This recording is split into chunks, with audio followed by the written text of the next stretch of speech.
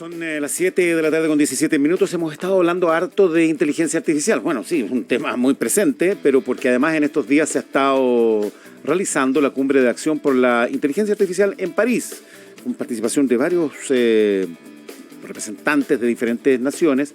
Chile representado también, por supuesto, la ministra de Ciencias, y estuvo ahí también Rodrigo Durán, gerente del Centro Nacional de Inteligencia Artificial, CENIA. ¿Cómo está, Rodrigo? Buenas tardes. Hola Pablo, ¿bien y tú? Muy bien. Todo bien, gracias por la invitación. Gracias por conversar con nosotros. Sé que vienes como bajándote del avión, ¿no? Sí, llegué. La inteligencia artificial todavía no logra resolver que los aviones nos echan a perder en los aeropuertos, así que bueno, y como a las 5. Fue un viaje un poco largo, pero a ver, ¿qué sensación te deja este encuentro en París, ¿no? Esto tiene alcances obviamente tecnológicos, pero es muy política la reunión también. Mira, lo lindo de esta cumbre es que se juntan todos los jefes de Estado, ministros de ciencia, canciller, etcétera, pero en torno a eso se junta un montón de gente más, académicos, startuperos, gerentes de centros de inteligencia artificial como yo, que van a estos side events. Entonces fue súper enriquecedor, pues se notaba una ciudad muy vibrante, muy interesada con esto. Estaba toda la ciudad más o menos paralizada por esta cumbre, así que muy contento de haber podido participar.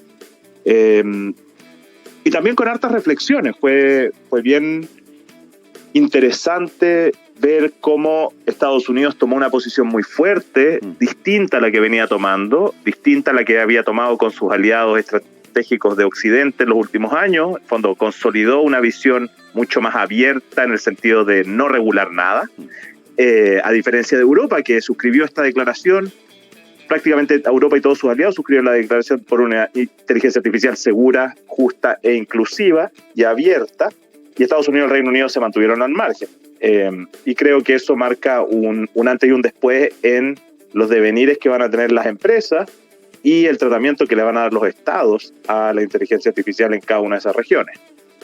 A ver, tú dices que se firmó una declaración por una inteligencia artificial segura, justa, inclusiva y abierta, que es algo que suscribe Chile también, ¿no?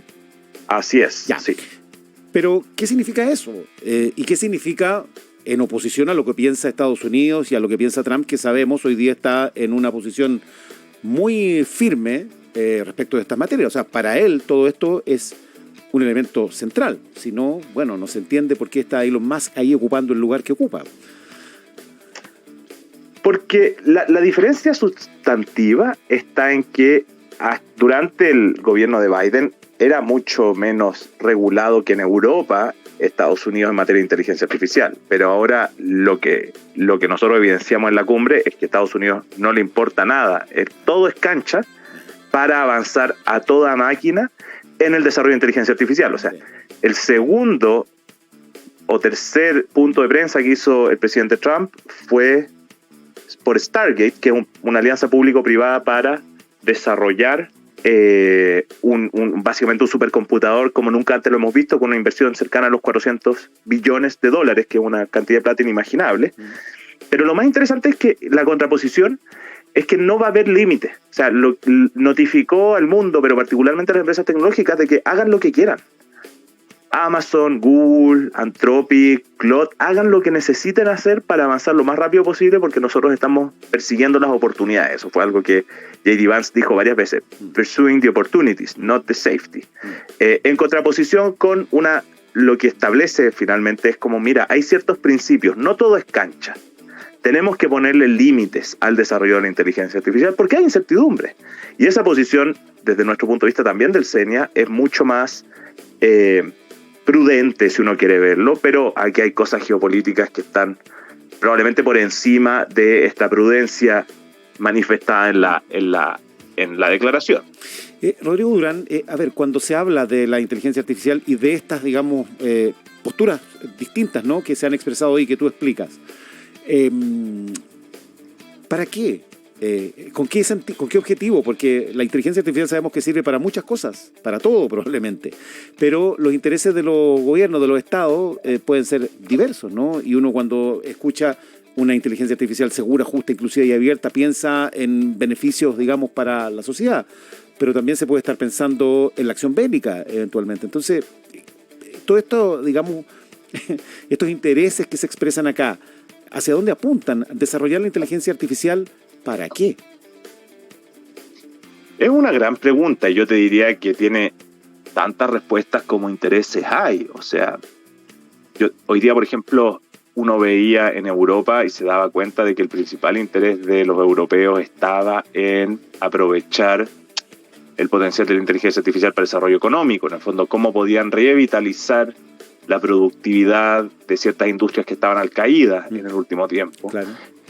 Uno ve el caso de China. En el caso de China, la inteligencia artificial ya trascendió las aplicaciones solamente comerciales y estás viendo cada vez modelos más sofisticados de social scoring, que en el fondo es este puntaje social, que es algo más o menos inconcebible en cualquier otro lugar del mundo occidental, pero ahí está súper presente y muy normalizado además. Después en Estados Unidos, súper curioso, Google es una empresa que históricamente había tenido una política de no harm, en el fondo de decir nosotros no usamos nuestras cosas para hacer daño, y eliminó la cláusula que impedía el uso de sus algoritmos para temas bélicos, porque adujo como estaban abiertos, la mayoría de sus algoritmos, ellos tenían que tener la oportunidad de también poder desarrollar cosas para prevenirlo. Era una posición bien interesante la que se planteaba ahí. Entonces, nosotros, al menos desde el CENIA y también desde el gobierno, el interés está en poner la inteligencia artificial al servicio de las personas, y eso significa, en concreto, desarrollar soluciones que tengan un impacto positivo, ya sea en la productividad o ya sea en la calidad de vida de América Latina y el Caribe. Y varias de las cosas que estamos haciendo hoy día apuntan justamente en esa dirección. ¿Y qué decisiones tiene que tomar Chile respecto de la inteligencia artificial? Porque aquí se habla también de, una disputa de poder entre China y Estados Unidos fundamentalmente, respecto de quién domina esta tecnología, ¿no? Y ahí tenemos a DeepSeek un poco entrando, digamos, a generar ruido en las empresas norteamericanas, y lo que se plantea es que, ¿quién va a dominar y a qué carro se van a subir los demás países? Chile tiene que tomar una decisión de esa naturaleza, como con el 5G, por ejemplo. ¿Qué es lo que le compete a Chile en esta disputa? Yo creo que Chile todavía sigue siendo y va a seguir siendo, y América Latina en general, es un espectador. Somos un mercado pequeño, sí. Somos un mercado que no aporta mucho al desarrollo de la inteligencia artificial hoy por hoy. Tú miras los datos, América Latina y el Caribe no alcanza a ser el 1%, ni de la productividad científica, ni de las patentes de inteligencia artificial en los últimos 5 años, en el último año. Entonces, no somos el actor que todos están esperando ver.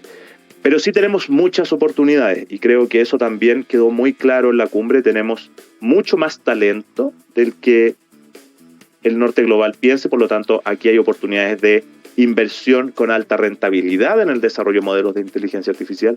Tenemos una matriz energética prácticamente la más limpia del mundo, con una excelente conectividad tanto a Asia con este cable nuevo que se está haciendo, como al norte global y a Europa. Entonces, América Latina y particularmente Chile se pueden convertir en un polo del desarrollo de la industria de data center para inteligencia artificial.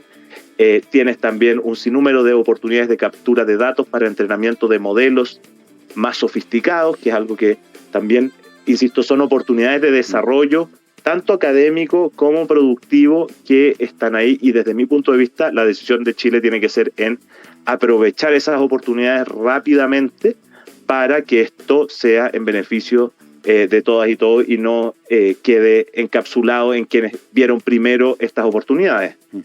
Rodrigo, hablamos con Rodrigo Durán, gerente del Centro Nacional de Inteligencia Artificial, CENIA. Se ha anunciado un modelo propio de inteligencia artificial acá en Chile, el LATAM GPT, donde el CENIA está involucrado, por supuesto, que ya tiene fecha para ser presentado en junio. Y claro, esto por supuesto que llama mucho la atención. Es un sistema público, abierto, inclusivo, así lo han presentado. Pero la pregunta es la misma anterior. ¿Para qué? ¿Qué es lo que se puede lograr con un LATAM GPT en este caso, o un GPT chileno? Es una muy buena pregunta, porque la respuesta no es trivial. Hay dos cosas que se pueden lograr. La primera es el desarrollo de capacidades. capacidades tanto ingenieriles, académicas, de entender, porque una cosa es leerte el paper, la teoría, y otra cosa es meter la mano al código, a los fierros que se necesitan para hacer esto, a los datos que se necesitan para entrenar estos modelos. Y eso es el proceso que nosotros llevamos 2 años trabajando para poder en junio de 2025 presentar este modelo, este motor de inteligencia artificial LATAM GPT de 55 billones, en colaboración con más de 30 instituciones en América Latina y el Caribe. Este es un proyecto que nosotros coordinamos, que nosotros hemos impulsado, pero no es un proyecto del CENIA, es un proyecto latinoamericano y del Caribe. Pero participa el CENIA. Entonces, sí, claro, nosotros lo hemos empujado, sí. pero, y es posible gracias, por una parte, al Ministerio de Ciencias, que ha apoyado un montón en la parte de coordinación internacional y ahora coordinó con CAF un aporte de recursos que nos permite acelerar el tranco, claro. Pero también gracias a la Universidad Estatal, Universidad de Tarapacá, que tiene este centro de cómputo de inteligencia artificial que van a inaugurar en abril, que es donde nosotros vamos a poder entrenar este modelo. Ok, pero pensando en su aplicación, Rodrigo, y bueno, pensando que obviamente suena bien que Chile tenga un sistema, pero cuando ya existen sistemas muy importantes, ¿no? Y que están compitiendo por cuál es el mejor, cuál es el que usa menos datos, cuál es el más rápido, cuál es el más eficiente, si tú estás presentando un modelo latinoamericano, chileno, esto, una startup, por ejemplo, ¿por qué tendría que optar por usar este? ¿O no es ese el objetivo? Ese es un objetivo secundario para nosotros, pero igual lo van a usar. Déjame ir para allá. Ajá. Nosotros somos un centro de investigación y transferencia tecnológica. Para nosotros nuestro motor es entender esta tecnología, es poder aportar en las políticas públicas de este país y de América Latina, entendiendo de lo que estamos hablando. Y ese entendimiento viene de hacer estas cosas, viene de meter las manos al código. Pero aparte de eso, los modelos del norte global, los modelos que tú señalas, son modelos donde los datos de América Latina y el Caribe, no estoy hablando del idioma, estoy hablando de dónde vienen los datos, de la obra de Pablo Neruda, de la obra de Martín Fierro, de la obra de Gabriela Mistral, de la obra de Alonso de Ercilla, que hablan de América Latina y el Caribe, son marginales, no son relevantes, no son representativos, muchas veces no existen. Y si existen son las cosas, entre comillas, más mainstream, pero aquellas cosas que reflejan la profundidad de la realidad, del contexto, de la idiosincrasia de América Latina, que son manifestables en datos, no están hoy día. Y ese es el proceso que nosotros hemos venido haciendo, de construir esa base de datos, de ir curándola, de ir articulando con otras organizaciones para que finalmente este modelo represente de forma apropiada la cultura, la idiosincrasia, la historia de América Latina y el Caribe. Respondiendo particularmente a tu pregunta, ¿qué startup querría usar en vez de, no sé, Gemini o DeepSeek, LATAM GPT? Por ejemplo, una startup que quiera dedicarse al mundo de educación.